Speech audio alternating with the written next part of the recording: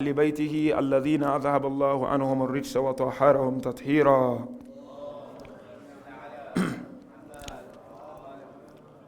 First of all, we thank Almighty Allah subhanahu wa ta'ala for granting us this wonderful Thursday, the first Thursday of the holy month of Shawwal. Inshallah, tonight, very, very briefly, I want to take this opportunity to discuss with you the aftermath of the holy month of Ramadan, which I think is very, very important for us to discuss it for some days to come, inshallah. Even tomorrow, in my first khutbah, I will discuss about that. Because you realize that, as I mentioned in my khutbah on the day of Eid, we tried our level best in the holy month of Ramadan. Then immediately after Ramadan, we destroyed all the effort that we made. As one scholar mentioned, it's like you go to the hospital for treatment, and you have to stay in the hospital, say, for a month or more for treatment. When the day that you are discharged, the doctor tells you, don't eat salt, don't take a lot of sugar, don't sit in a very cold weather. Then you decide to go and do it. Immediately you go out of hospital. This is our situation after Ramadan. That is why you see we don't grow, unfortunately. Ramadan is like a show-off. Therefore, tonight, I want to discuss some few important points that, inshallah, if we put them into perspective, it will definitely help us to benefit in a true sense of benefiting from the efforts, the majalis that we attended, and the a'mals that we had in the holy month of Ramadan. First is a brief introduction about the aim or the philosophy of having days and nights in our lives. You see, Allah Tabarak wa Ta'ala in Quran, in many verses, gave us the reason why we have days and why we have nights. One reason is that we should be able to know the beginning of every activity and the end of that activity. Therefore, you have days and you have nights. Another reason is that it helps you to observe or adhere to your responsibilities towards Allah and your responsibilities towards people. Therefore, you realize Allah subhanahu wa ta'ala in Quran mentioned, يَوْمَ تَجِدُ كُلُّ نَفْسٍ مَا عَمِلَتْ مِنْ خَيْرٍ مُخْدَرًا. Allah said there will be a day when each and every one of us will see the deed and the actions that he or she does presently. Yani the salat, the ibadah you did, there will be a day which is the day of Qiyamah. Allah will show you how those a'mal and those ibadat will transform into something. So therefore, these days and night given to us by Allah, it could be Ramadan, it could be Shawwal, it could be Muharram. There are philosophies in them. Allah wants us to make good use of them in trying to establish relationship with Him and relationship with people. Now, question. Let's ask ourselves of our current situation after Ramadan. Because you see, Ramadan is just few days and few nights we left Ramadan. As many scholars mentioned, they said many people, if not all, the moment Ramadan comes to an end, laziness takes their heart. And some scholars said many people, even not just laziness, what they used to do and they stopped because of Ramadan, immediately after Ramadan, they will go back again. Because when you look at our situation in Ramadan, constantly we were there for our namaz, salat. Constantly, every night you recite dua. Every night you come to the mosque, every night in Ramadan. Every morning you wake up, come rain, come shine, you have to wake up. If you don't wake up for namaz, you'll wake up for sahari. And sometimes you don't even sleep the whole night, you sleep after sahari. These were the situations we had few days ago, not just few weeks. Now you ask yourself and I ask myself, if I did not even miss my Fajr, I don't know. These few days and few nights, that Quran every day I recited, Quran Khani, we were part of it. A'amal, we were part of it. Now the question is what Amir al-Mu'mineen explained. He said, هُوَ عِيدٌ لِمَنْ قَبِلَ اللَّهُ صِيَامَهُ وَشَقَرَ قِيَامًا. It is Eid for the one whom Allah has accepted his ibadah in the month of Ramadan. Now, how do you know that Allah accepted or not? This is my point. This is where I'm trying to come. How do you know whether your Ramadan, your a'mal, your ibadah, your charity in the month of Ramadan were accepted or were not accepted? Because the question is about the acceptance, as we are told in the riwayah of our beloved Prophet, that the one who fasts has two joy. The first joy is the time he breaks his or her fast. You become so excited, you are happy. And the second joy riwayah mentioned the day you meet Allah subhanahu wa ta'ala. So now how do you know that your fast is that type of a fast that can take you to Allah? There are many reasons scholars mention based on the riwayat of Ahlul Bayt. I just want to focus on only one reason. The main reason that Ahlul Bayt alayhim salatu wassalam, based on the riwayat, a lot of riwayat mention, if I want to know whether all those efforts were accepted in the month of Ramadan, they said, Dawam wa thabat ala ta'atillahi ba'da Ramadan. Is the continuation of what I used to do, if not all, quarter of it after the month of Ramadan. If I'm able to do that, then that is the sign for the acceptance of my fast in the month of Ramadan. But if the whole month of Ramadan I managed to make tahajjud, I recited Quran throughout the month of Ramadan, I never miss my namaz throughout the month of Ramadan, then immediately it comes, it stops. Then that is a cause for concern. I have to be worried, because Rasulullah said, "Khayrul amali adwamuha." The best of all ibadah is the one that has continuation. And Rasulullah said, "He's not a mu'min who does only 1 month and he stops, and after the other month he does and he stops, and after 1 month he does, he stops." Prophet said, "Laysa bimu'min," and he's not a believer. A believer is the one who continues with that peace. Therefore, how do you continue with this pace, brothers and sisters? Because Ramadan, as we mentioned several times, it is not for the sake of Ramadan. It is for after Ramadan. What do you do? Ulama mentioned many points. Number 1 point, in Ramadan, you were doing a lot of ibadah in the form of coming to the mosque. A'mal, ibadah. Now you just come to the mosque, don't make any a'mal, just make salat and go. You find believers immediately after Ramadan, mosque is empty. Where is that energy you had in Ramadan? So Al-Bayt mentioned the continuation of it is the sign of acceptance. Wallah. One riwayah said, if you realize the first week of Ramadan, no continuation, you should be worried and make a lot of istighfar and ask Allah to forgive you. Maybe you were not sincere in the month of Ramadan. So therefore, now you come.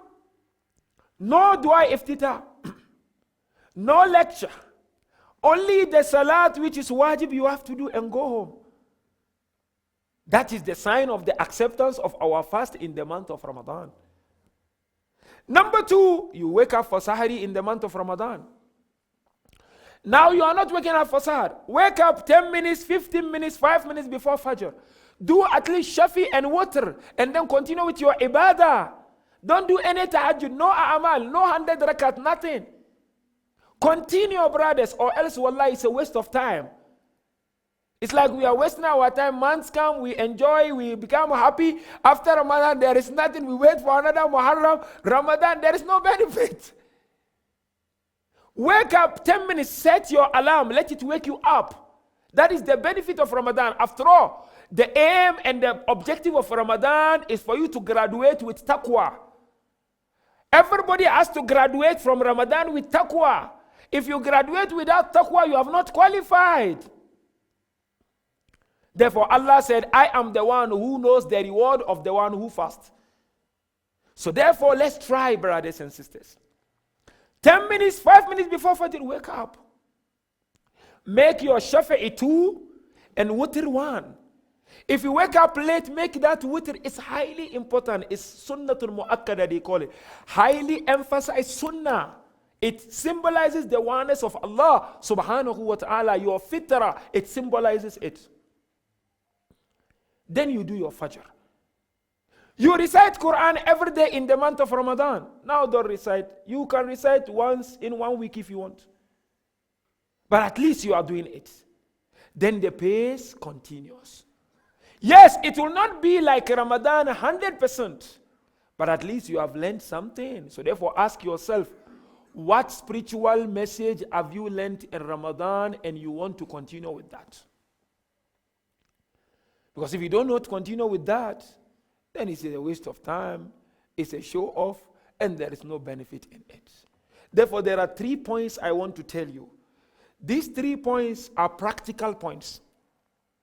Let us try as much as we can to put them into perspective, especially after Ramadan, so that our Ramadan will continue to be fresh with us.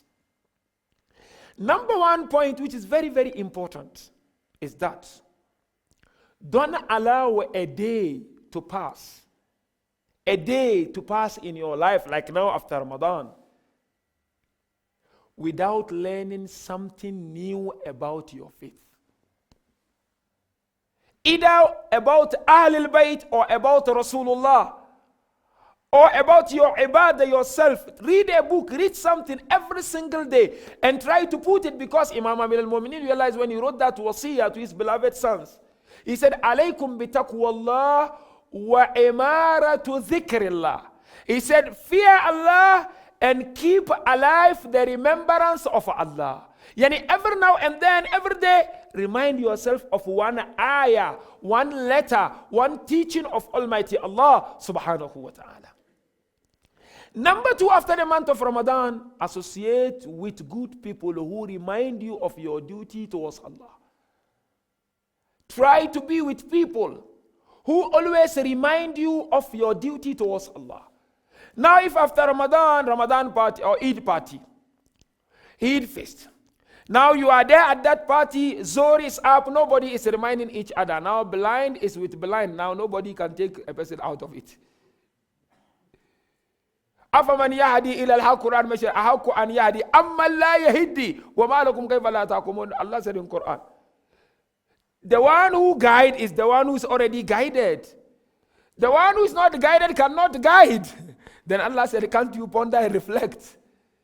So therefore, number 2, associate with people who always remind you of your duty towards Almighty Allah subhanahu wa ta'ala. And last but not least, which is also very, very important, and I mentioned earlier on, increase istighfar in your life. Increase a lot of istighfar in your life. Sometimes all these things that comes and go without us continuing with it is as a result of the load of lack of sincerity we had on our shoulder. Do a lot of istighfar. Inshallah, tomorrow, what I'm going to discuss in my khutbah is how to get rid of laziness, especially after the month of Ramadan. Because you realize that people after Ramadan, they become so lazy, they sleep so much, you can't believe. It's like they want to pay back all the sleeping of the Sahari they had during the month of Ramadan. So therefore, inshallah, tomorrow we will discuss that. But inshallah, brothers and sisters, everybody try your level best. Try as much as you can. Talk to yourself and tell yourself, Allah help me.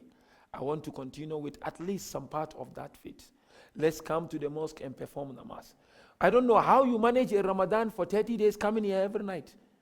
But after Ramadan, you cannot come. I find it very strange personally. Yes, Ramadan, they said shaitans are chained. Baba, shaitan is not chained for everybody. There were many thieves in Ramadan. Shaitan were chained for those who are so sincere. So therefore, that energy which you had in Ramadan, every day you come also.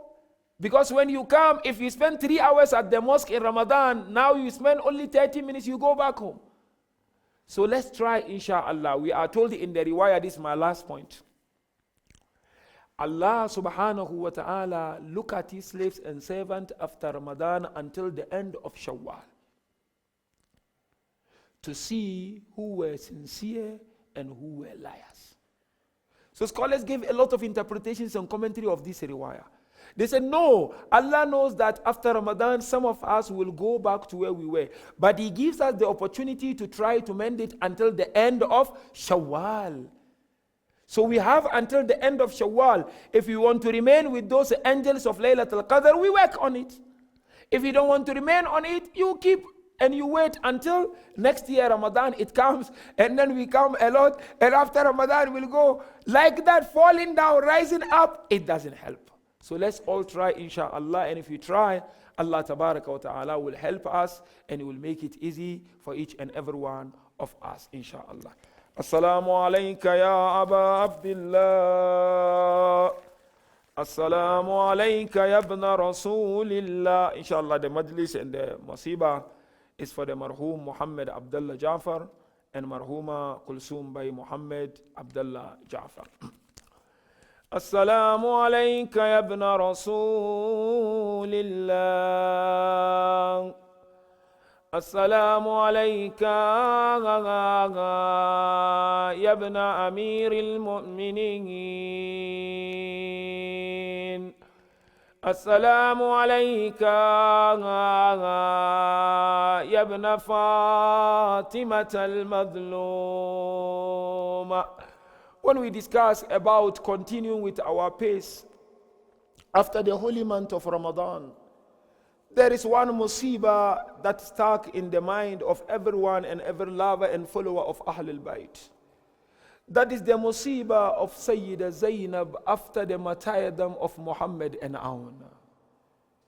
Why am I bringing this musibah? Because it has a lesson to me and you. The lesson is that you realize that after the difficulties of the day of 10th of Muharram, you would say after these difficulties they would go and sleep and they will do nothing. Like as many people said, after Ramadan we are tired, we need to have a rest. Sayyida Zainab, you know what transpired before the martyrdom of Muhammad and Aun. On the 9th day of Muharram, Sayyida Zainab called Muhammad and Aun. And she sat down with these two young boys. And she said, Muhammad and Aun, will you make me proud tomorrow? And then they said, why not, Mama? We are the children of Ali and the children of Ja'far al-Tayyar. We will make you proud tomorrow. And then Sayyida Zainab said, Wallah, you have to make me proud because Akbar will make Layla proud. Ali Asghar will make Rubaba proud. And Qasim will make Ramla proud. Now on the 10th day of Muharram, Sayyida Zainab sent these two children to Abu Abdullah al-Hussein for permission. But when she sent them to Abu Abdullah, she was standing there and looking at Abu Abdullah al-Hussein because she knew Abu Abdullah will not find it easy to grant them that permission on that day.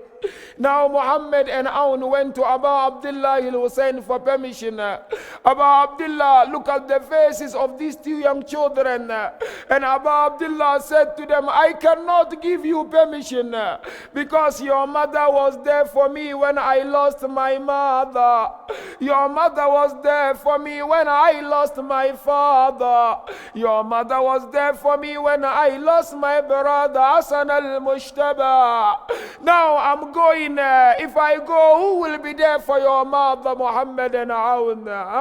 These young children, they went back to Sayyida Zainab. When they went back, Sayyida Zainab sent them back to Abu Abdullah al-Hussein. Now Sayyida was looking at the face of Abu Abdullah al-Hussein, and Hussein didn't want to break the heart of Sayyida Zainab because that was the wasiyah of Bibi Fatima to Abu Abdullah to look after Sayyida Zainab. Now Abu Abdullah refused to grant the permission for the second time. What happened? Zainab came to Abu Abdullah al-Hussein. And she said to Abu Abdullah two things. These two things are very, very hurtful and touchy. The first thing, Zainab said to Abu Abdullah al-Hussein, tomorrow and tomorrow, All these children will make their mothers happy, and they will have something to be proud of on the day of Qiyamah for Fatima al-Zahra. Oh Hussein, don't you want to make me proud on the day of Qiyamah for Fatima al-Zahra? Don't you want me to have something to show our mother? Well, Layla and Rubaba and Ramla and Dailam will have something to show our mother Fatima al-Zahra. And Zainab said to Abu Abdullah, you forgot on the day of Siffin, when our brother Abbas, Abul Fadl al-Abbas came out, he started fighting, he continued to kill. Our father was so happy. Zainab said to Abu Abdullah, don't you know, you know Abu Abdullah, Abbas was the same age like Muhammad and Aoun. Why can't you allow them to go and fight? Abu Abdullah's heart was broken completely. Then he allowed Muhammad and Aoun to go. But now what astonishes me is here, and I want to share with you, I'm sure you know about it. When Muhammad and Aoun were killed, Abu Abdullah now came back towards the tent. When he got back to the tent, he went to the tent of Sayyida Zainab. He was thinking of how was I going to approach Sayyida Zainab. Wallah, Abu Abdullah found Sayyida Zainab in sajda. She was in sajda. What was she doing in sajda? She was thanking Allah and saying to Allah to accept that sacrifice on her behalf. This is why I'm saying in Ramadan we were not tired. In fact, we had a lot of blessings of Allah. Sayyida Zainab, she realized how many of the companions of Hussein were killed. Ali Akbar was killed. Abul Fadl al-Abbas was killed. But still, Sayyida Zainab went to sajda to thank Allah subhanahu wa ta'ala. Inna lillah wa inna ilayhi raji'un. وسيعلم الذين ظلموا أي منقلب ينقلبون والعاقبة للمتقين. الفاتحة.